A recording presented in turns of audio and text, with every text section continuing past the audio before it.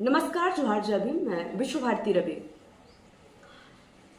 27% आरक्षण को लेकर के यह मामला कल भोपाल में आंदोलन भी किया गया। ओबीसी का आरक्षण, कांग्रेस विधायकों ने इसका प्रदर्शन किया। ओबीसी आरक्षण की अनिवार्यता पर गिरगिट की तरह रंग बदल रही सरकार अनुभव मुजारे ने यह उनको आलोचना किया, ऐसे कहते हुए आज से विधानसभा मानसून का सत्र प्रारंभ हो गया है। इस प्रथम दिवस में विधानसभा भवन में मध्य प्रदेश विधानसभा के नेता प्रतिपक्ष उमंग सिंघार के नेतृत्व में कांग्रेस विधायक दल के प्रतीकात्मक गिरगिट की तरह लेकर के ओबीसी आरक्षण की अनिवार्यता को लेकर के प्रदेश सरकार के खिलाफ विरोध प्रदर्शन किया है और उनकी आलोचना भी किया है।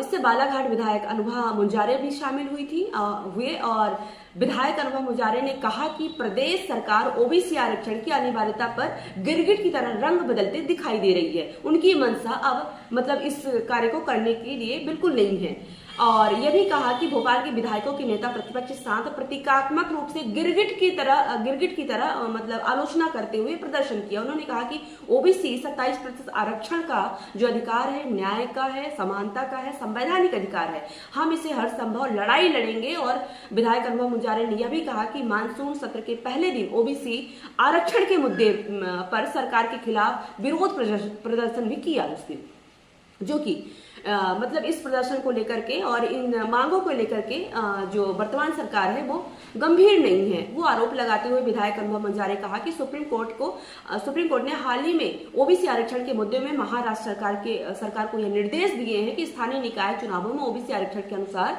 चुनाव कराए जाएं।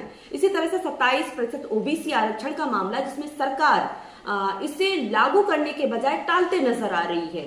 इस मांग को वो चिंतन नहीं कर रही है, गंभीर नहीं ले रही इस विषय को। उन्होंने यह भी कहा, आरोप लगाया कि मध्य प्रदेश ओबीसी आरक्षण लागू हो जाता, कांग्रेस की कमलनाथ सरकार आरक्षण देने का कार्य कर रहे हैं, जबकि मौजूदा सरकार बीजेपी सरकार इसे लागू नहीं होने देना चाहती है।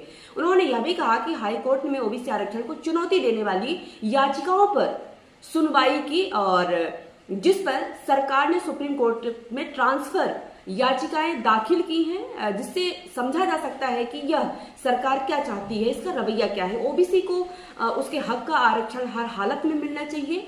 और विधायक अनुभा मुंजारे ने यह भी कहा कि यह सरकार अपने किए वादा को कभी पूरा नहीं करती है। और उन्होंने उन वादों को याद भी दिलाते हुए कहा कि जितने वादे किए थे ये पूरे के पूरे अधूरे हैं, अभी तक इस पर कोई भी काम नहीं किया है। लाडली बहन योजना 3000 रुपए की बात की गई थी। किसानों की उपज के लिए 3100 धान के लिए और 2700 रुपए प्रति क्विंटल गेहूं की खरीदारी की बात की जा रही थी और बोनस देने की घोषणा भी की जा रही थी, वो अभी अधूरा है इनका। और रसोई गैस भी कम दर में देने की वादा भी था, वो भी अधूरा है।